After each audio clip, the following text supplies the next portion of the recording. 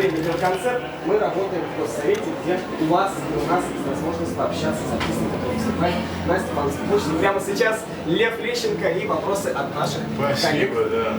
Задавайте. Для тех, кто не присутствует на площади, я готов ответить на несколько вопросов. Пожалуйста. Лев Валерьянович, мы рады вас сегодня приветствовать в Республике Коми и рады, что вы с нами вышли в прямой эфир. Региональные СМИ подготовили для вас ряд вопросов. Разрешите задать? Первый. За долгие и плодотворные годы своего творчества вы записали более 700 песен, это точно. Уверены, каждая для вас значима. Но можете ли вы отметить одну песню, которая, возможно, является для вас знаковой? Знаете, очень много знаковых песен, и трудно выбрать что-либо. Но, скорее всего, наверное, вот сегодня я начинаю свое выступление с песни, которая в этом году отмечает 50-летний юбилей, потому что в 1972 году, в августе 1972 году, в польском городе Сопот на фестивале музыкальном я получил первую премию за эту песню. Того парня, Марка Франка, «Роза Дорожицы». Вот это начало моей карьеры.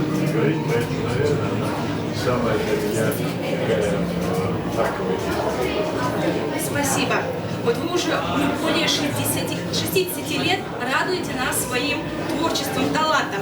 Что же вот придает вам силы и мотивирует вас столько лет быть в творческой форме? Ну, вы знаете, банально отвечу. Конечно, у зрителей возможность постоянно, так сказать, фонтанировать, идти вперед, двигаться, делать новый репертуар. То есть я не останавливаюсь, как бы, и пока есть силы, буду петь. Вот это просто любовь к творчеству и к своему отечеству. Благодарим вас за ваше творчество. В феврале вы отметили 80-летний юбилей. Поздравляем вас с этим. И знаем, что его постановщиком был режиссер сегодняшнего мероприятия. Как ваши впечатления от юбилея?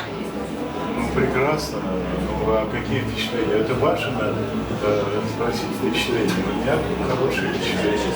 Я рад, что это сложилось, что это произошло, потому что была большая подготовка к этому празднику.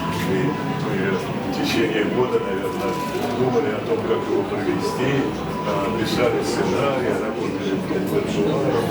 И, в общем, пытались сделать интересную программу, что получилось, на мой взгляд, потому что очень хороший рейтинг,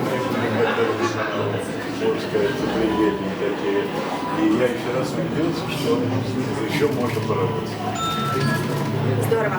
Ну и, конечно же, в прямом эфире хочется поздравить всех жителей республики с таким знаменательным праздником. Давайте поздравим вместе с вами.